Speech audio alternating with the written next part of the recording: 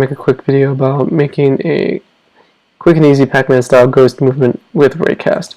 We haven't talked about Raycast before, I don't think, and Raycast is basically like shooting an invisible laser in a certain direction, and if we bump into something, it's going to return some collision data. It's kind of like having a more sophisticated collision system or collider system, and we can decide how far we want to be shooting this invisible ray and coming back with information if it hits something.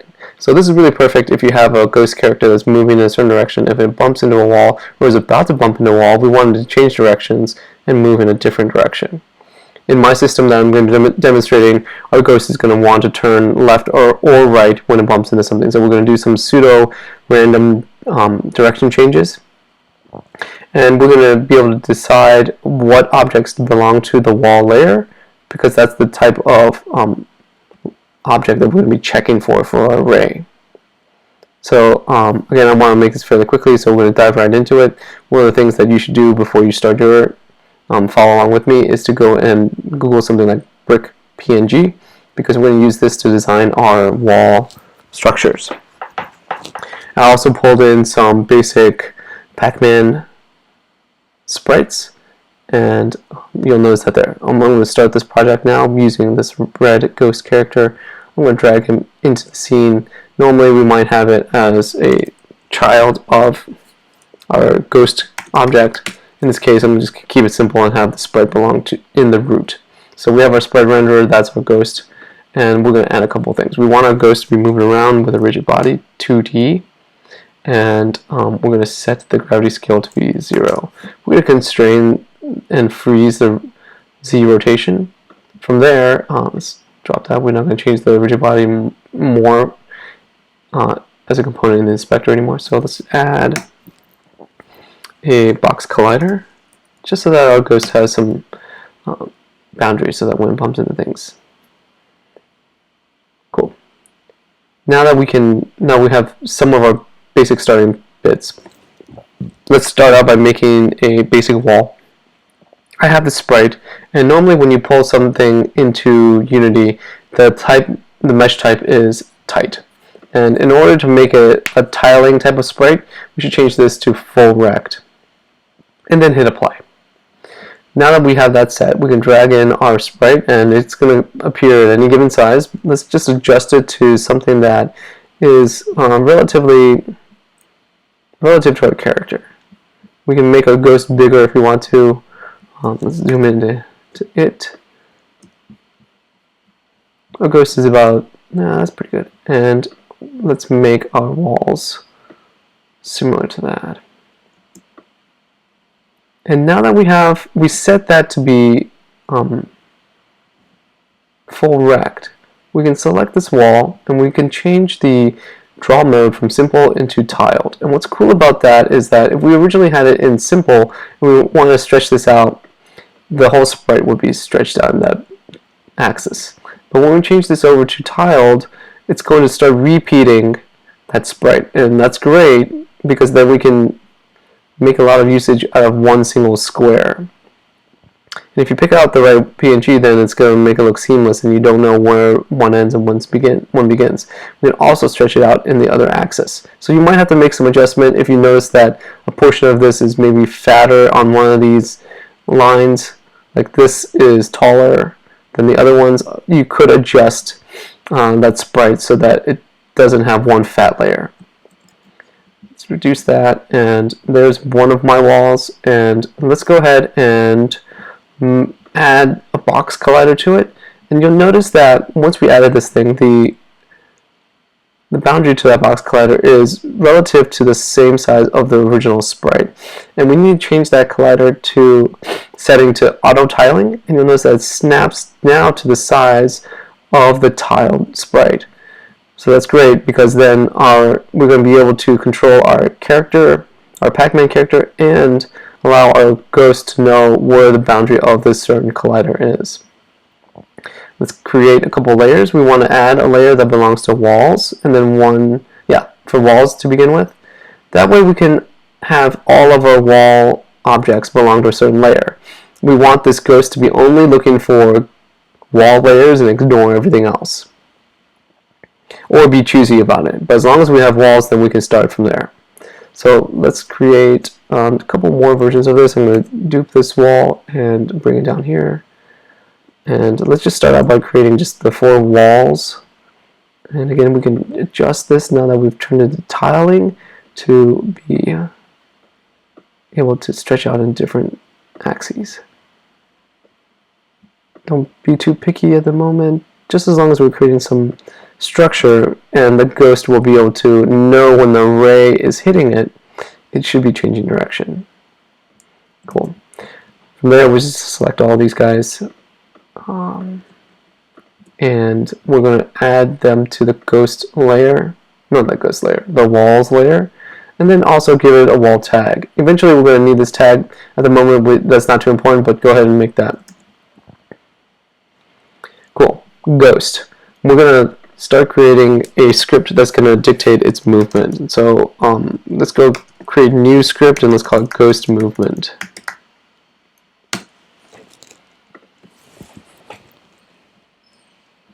Let that fire up, and we're going to need to create several variables to allow us to make our ghost move. Let's load up our text editor, first of which is we're going to have a ghost move around.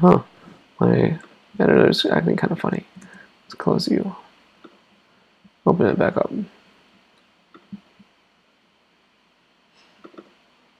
Great, okay, that's back. Let's create a variable for a rigid body. It's going to be, of course, rigid body 2D. Let's call it RB. And let's go ahead and find this. Let's cache that variable at awake, and we'll use get component rigid body 2D. Can I type? Great. Our ghost character is going to move at a certain speed. Let's create a serialized. What's going on? Serialized field, and we're going to go float, and it's going to be speed. From there, we want to have our ghost move in certain directions. It's going to be up, down, left, and right, right? And we want to be able to dictate that direction and not have to spend writing 0 1s and 1 1s and stuff like that. So we're going to create a vector2 array that's going to hold the possible directions that we're going to be moving in. So we'll call this directions, and we're going to feed it the vector2 dot up, vector2 dot right, vector2 dot down, vector2 dot left. And these, of course, are all shorthands that Unity has created for us. If we hover over one of these, you'll notice that this one is 0, -1, and we know that 0 in the x-axis is not adjusting this left or right, and -1 in the y coordinate is allowing us to go down. And so it is the same way for the other ones. So this is going to be 0 1 0, sorry, 0 1 1 0 0 -1 -1 0. And so we can use these instead of having to type out all these numbers all the time. So, and this array allows us to access those values. In order to access that array, we're just going to use an integer to help keep track of the index of the ones that we're currently going to be using. And it's going to be called, we're going to call it integer direction index. I'm going to start out by having our value to be 0. From there, it's also important for us to maybe just check to see what our current direction is, and we're going to use the vector2 and serialize the field, and we're going to call this current direction.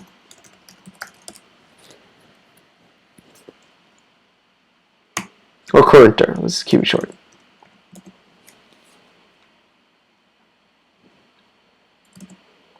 Let's check that out. So we're going to say that maybe we're going to start out having our currenter to be from our directions array. We're going to start out with that one. So we're going to use direction index like this. So that's basically saying we're starting out with direction index to be 0, and since we're using 0, we're going to access the 0 index of our directions and set that to our current dir. We're going to go to our fixed update,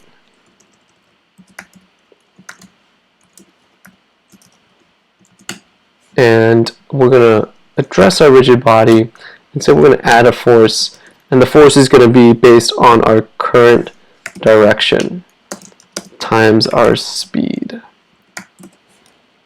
So at any given time we could be moving up, down, left, and right based on our speed. Let's jump back into Unity and let's set our speed to be something like 2. And right now the current dir is not set to anything, but we should see a value be set to one of these ones, and so our character should be moving up. Right? We set that to be up because in the code at start we took our direction index, which is at 0, that represents up, and that's going to move our character to receive a force in the up direction times our speed. Now that our ghost is moving in a certain direction, let us start using the Raycast. And so we're going to use some Raycast to check to see ahead, look ahead based on the direction of our ghost to see if we're about to bump into something. Raycast returns a certain data type called a Raycast hit, and there is a 2D flavor, a 3D flavor, and we're going to use the 2D version, and let's just give it a variable name of hit2D. This Raycast hit2D comes out of the physics 2D Raycast method. So we're going to call a Raycast, and in order to call a Raycast, we need to give it some certain parameters. We need to tell it where we're going to start the Raycast. In this case, we want to start from the ghost and then shoot in the direction wherever the ghost is moving. So the first parameter is where we're starting. We're going to say the transform dot position, and then it wants to know the direction that we're going. Rather than typing in 0, 1, 1, 0 and stuff like that, we're going to use, again, our current direction. This is really handy because it's going to be used in several places, and we don't need to type in some magic numbers. We're going to use our current direction to set where the ray is going. So if we're moving up, then the ray is going to know that it needs to go in that direction. Third parameter that it's going to be asking for is, which is like this, it's going to ask us the distance that we're going to be shooting the ray. It's going to be up to you to decide whether the field or the maze to see how far we want to be looking ahead. You'll see an example in a second that we don't want it to be too far ahead and we don't want it too shallow. So we're going to use that parameter that we created. Did we create it yet? No, we didn't. So let's go down over here and we're going to create a serialize field, and it's going to be a float value, and it's going to be ray distance. Along with that, let's just go ahead and make some other variables that are going to be important. We're going to be using the ray distance, and we're going to use something called this layer mask. Again, that we want to be able to control which objects that we're going to be raycasting, so we're going to say that this is going to be a ray layer. We can add objects to the layer. In this case, we only want to be looking at the wall layer, and a layer mask allows us to do that. So we created a layer mask and gave it a variable name of ray layer, and we're going to copy that and add that to our fourth parameter, ray layer.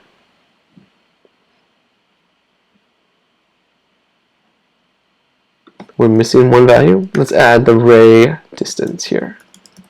We need to have 4 parameters. Where we're starting from, what direction are we shooting the ray, how far are we shooting the ray, and what layers are we examining.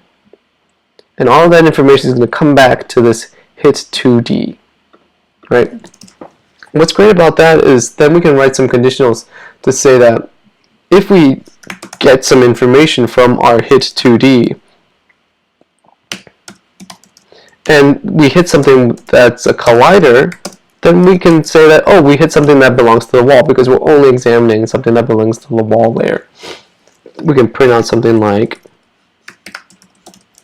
hit wall in our debug.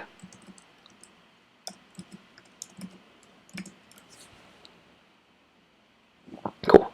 So let's go back here. Oh, let's go ahead and do that. Let's see. Do we have anything on the console? No, because we didn't set our distance for our ray. So let's set something like 2, and let's examine our console.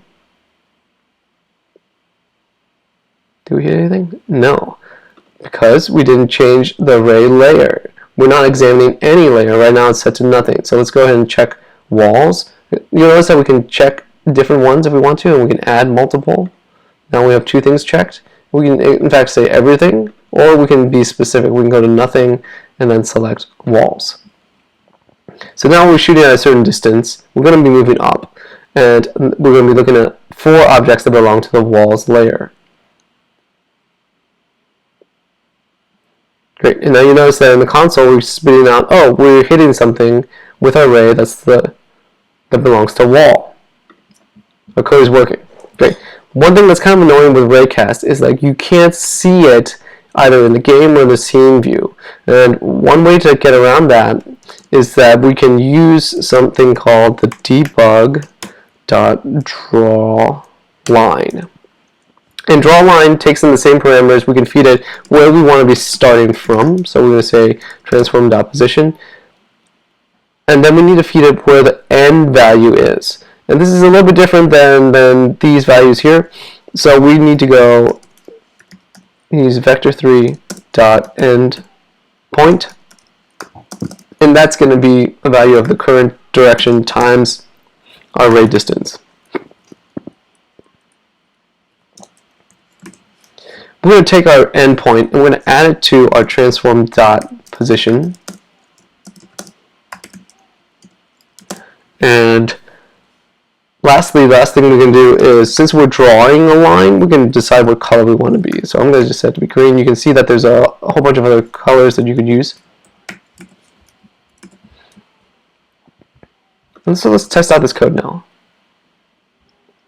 There you go. So you can see that line. And you can notice that as soon as that green line hit that wall, we had those things pop up.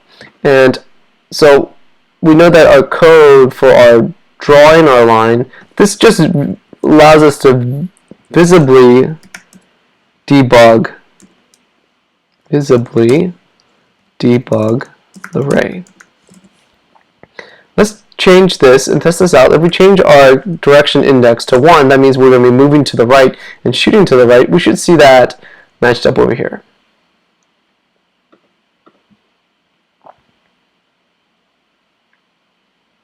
Yeah, great. So let's just adjust the length of the array, because that might be a little too long. We know that this is 1 unit here, and maybe we want to be shooting for half the size of that. It's going to be dependent on the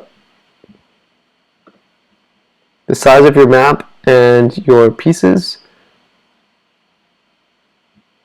But great, now it's working. Now we want to say that when our array hits something, we want to be changing the direction, because we don't want to run right into the wall, right? And so what we're going to do is we're going to create a new function, and we're going to call this change direction. And we're going to call this change direction when we hit something here. Same spot that we said hit the wall. We're going to call that change direction function. And so the way that we arranged this thing was purposeful in that we're going clockwise in the directions up, right, down, left. And ultimately we want our character, when it hits something, maybe it's moving up, to be possibly moving right and possibly moving left. So I've written some code to allow us to do some random generation to make that all happen. What we're going to do is we're going to take our direction index, and we're going to either have this direction index, which starts out at 1 at the moment, to subtract a value so that we move in the left or counterclockwise direction, or positive 1, that's going to make us turn right. So in order to make this do that, we're going to use random.range, not random range, just random.range, and we're going to have possibly 0 and 2. We're going to multiply the outcome of that random number by 2 and then subtract 1. And what this does is randomly select between -1 and 1. So that allows us to move through this array in this direction or this direction. From there, we don't want values to be negative, so we need to clamp this in a certain way, and we also don't want the numbers to be going beyond 3. The index goes 0, 1, 2, 3. If it picks 4, then we're going to get an error. So we need it to wrap around itself between 0 and 3. So in order to make that all happen, we're going to use the modulo operator. Modulo is the remainder from a division operation, and we're going to create a clamped index local variable, and that's going to take in the end modulo value divided by, or moduloed by the length of the array, which is 3. So this part says keeps index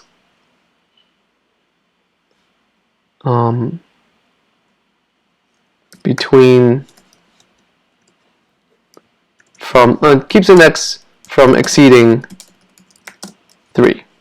So we're keeping it from going beyond 3, but the next thing that we need to do is keeps index positive, because this operation allows this value to eventually go negative, so we need to make sure that it doesn't go negative. So we say if clamped index less than 0, we want to take that clamped index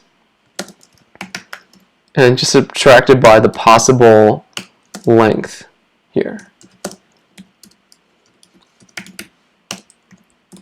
I know I have positive here, but an addition operator here, but we're saying that if the value happens to be negative, we're going to add a negative and essentially do subtraction.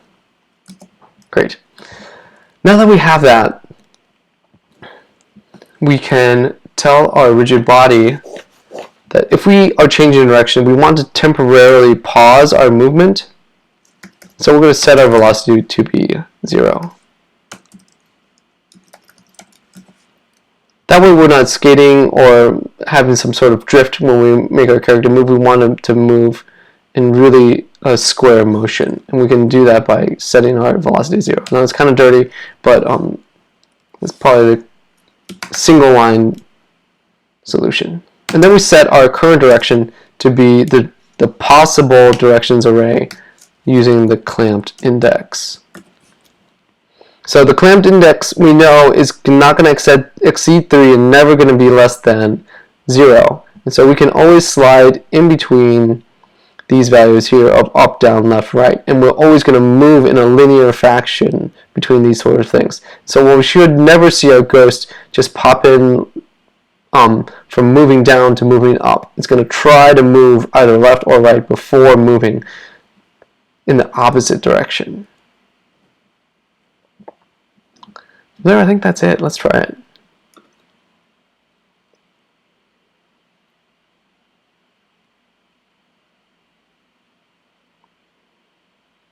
You notice that it tried to do down before moving the other way. Great. So now Ghost is moving in all sorts of directions.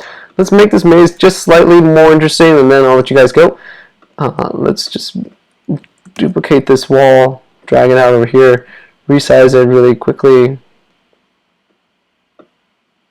And again, you will eventually have to adjust the length of your ray distance so that your character, your ghost, is always between these 2 points. You will have situations, or find yourself in a situation where your ghost is bumping to the edges, and that's where you need to either adjust the distance between your walls or the length of the ray. Let's put some interesting ones that are sideways, maybe. Let's do something like, this is not a maze at all. You guys can figure out how to make it an interesting maze. Let's move this over here.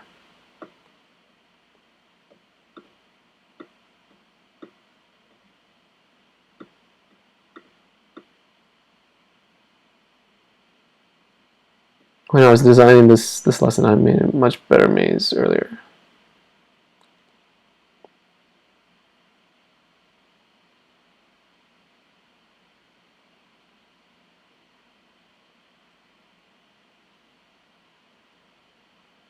yeah, that's it. If you want to make it the thing, so let's say that we put a character that's Pac-Man, and you wanted to hurt Pac-Man. If Pac-Man was in the scene, we'll throw a little Pac-Man in here.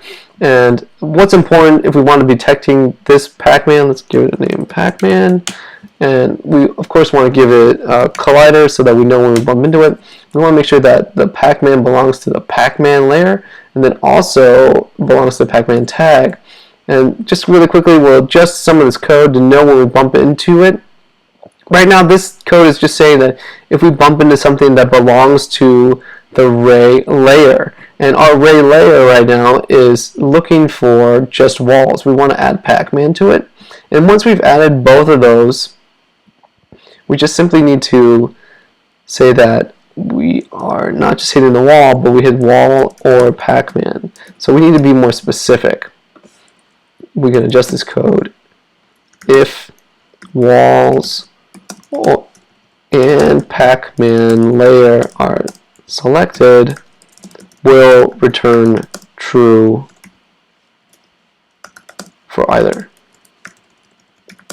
So if we know that it's going to let us know if we hit either of them, we need to be a little bit more specific because we don't want to change direction on Pac-Man. We want to be hurting Pac-Man.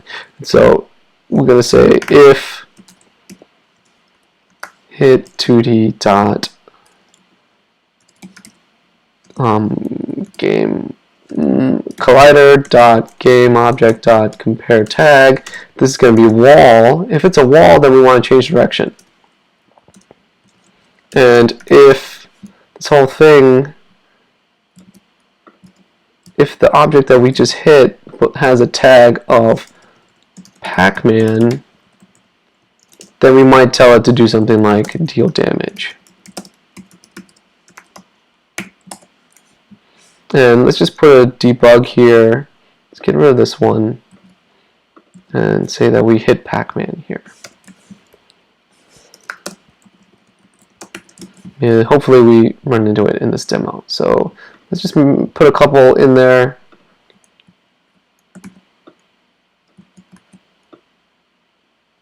See if Ghosty runs into it. Hit Pac-Man. Great. Okay, so yeah, it's working. We just hit Pac-Man. Let's try again. Clear this thing.